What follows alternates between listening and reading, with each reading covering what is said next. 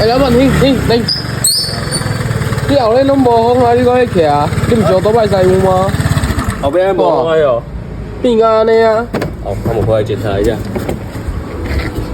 怎么判断后轮有没有气？第一个，你们牵车的时候可以看，哎，怎么觉得车子变重了？啊，这代表一定有问题。啊，接下来你可以坐上去，好，请别人帮你看后轮是不是比较扁，来看一下前轮。哦，如果有比较扁，就要赶快去做车行做检查，有可能是泄气的情形。第三个，你可以直接压轮胎的置中点，如果轮胎比较厚，可能就会压不下去。像这台轮胎已经剩一半了。好，我们压一下这一条，好吗？就很有差别。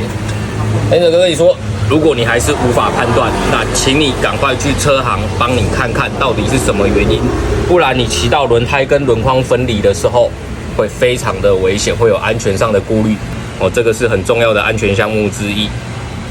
希望大家一路平安。搞笑，什么叫一路平安？是不是？